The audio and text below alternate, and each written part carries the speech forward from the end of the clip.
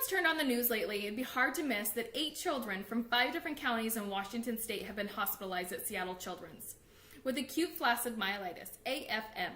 The CDC states that AFM is a condition that affects the nervous system, specifically the spinal cord, which can be the result from a variety of causes, including viral infections. The symptoms of AFM are very similar to polio in that most patients will have a sudden onset of limb weakness and loss of muscle tone and reflexes. Some patients, in addition to the limb weakness, will experience facial drooping, difficulty moving the eyes, droopy eyelids, and a difficulty swallowing or slurred speech. Even though these symptoms of this disease are very similar to polio, unlike polio, there is no vaccination for AFM. The reason why I brought up this recent story is not to reiterate the recent tragic events of these children, but to point out the rift in people's opinions in childhood vaccinations.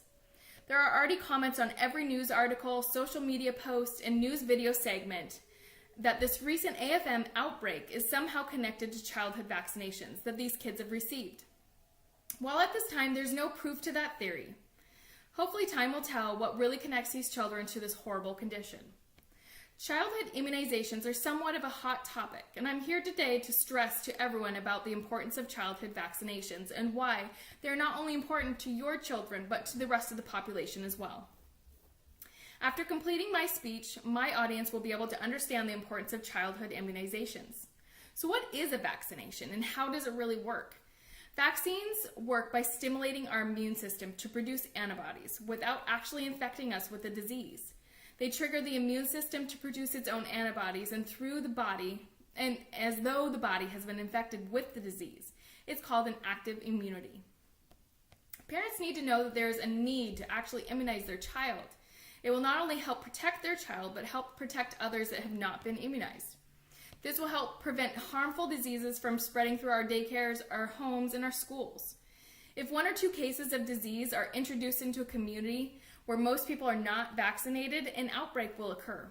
In 2013, an outbreak of measles was documented in parts of New York and Texas. Both general areas had low vaccination rates. There are 14 different vaccinations available for kids from ages birth to 6 years old. To view the entire long list of vaccinations available in the United States, you can look them up on the CDC's website. Immunizations present both a benefit and side effects, as anti-vaxxers will note, but the benefits far outweigh the side effects. Serious reactions to vaccinations are extremely rare. You can read up on each vaccination that is offered and view all side effects from minor to extremely rare on the CDC's website as well. HealthyChildren.org states that serious side effects that vaccinations could pose are no more common than those from other types of antibiotics, fever reducers, and pain relievers. Vaccinations work very well. Millions of children have been protected against serious illnesses because they were immunized. Most childhood vaccinations are 90 to 99% effective in preventing disease. If a vaccinated child does get the disease, the symptoms are usually much milder with less serious side effects or complications than the child who hasn't been vaccinated. Another common misconception about vaccinations is the fear of toxic ingredients. Since the diseases we are trying to protect our children and our future against are not necessarily staring at us in the face, people are left to question all aspects of vaccinations itself. As Ian Musgrave stated in his online newsletter, The Conversation, one contributor to the fear of vaccines is the notion that they contain toxins. But it's the dose that makes the poison.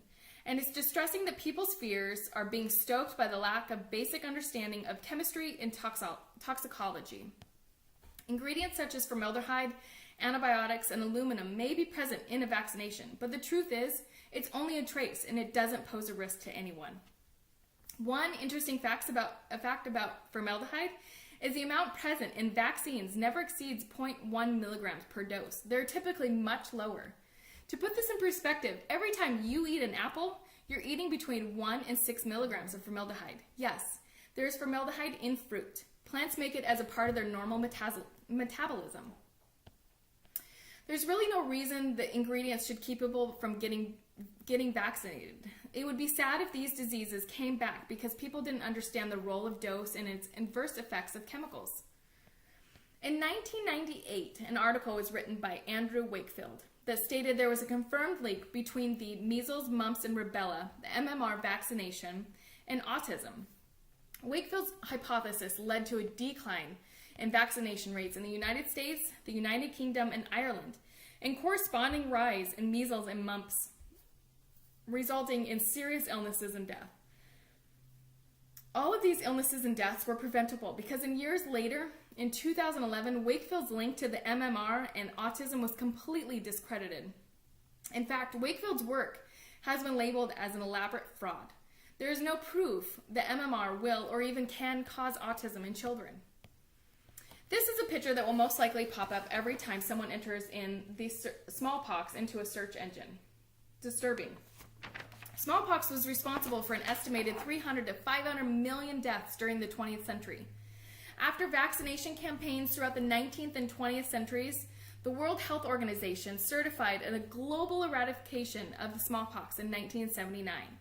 Smallpox is one of 2 infectious diseases that have been eradicated, the other being rinderpest, which was declared eradicated in 2011. This is through a thorough and painstakingly detailed process to vaccinate everyone infected by these diseases and all of those people that they've had contact with to allow for the eradication of these diseases. This is proof that vaccinations work. Vaccinations have reduced the number of infections from vaccine-preventable diseases by more than 90%. Yet many parents still have questions about the safety because of misinformation they've received. This is why it's important to do your research and to turn to reliable and trusted sources. If we continue to vaccinate now and vaccinate completely, parents in the future may be able to trust that some diseases of today will no longer be around to harm their children in the future. As a conclusion to this speech, I'm asking you to do one of 3 things. 1, go and get vaccinated. Don't just base what you do off of what your family's done in the past or what your friends currently do. 2, get advice from sources you trust, like your family pediatrician. 3, if you're still on the fence, and unsure about how vaccinations can help you and your family now and in the future, visit sites like CDC, the World Health Organization, or healthychildren.org and gather the facts, not the fears. What if we choose to stop vaccinating? We could soon find ourselves battling epidemics of disease we thought had been conquered decades ago. If you choose to follow through on childhood immunizations and boosters, there's a good chance that even more dangerous diseases could become eradicated. Please vaccinate. Thank you for taking your time to listen to my speech.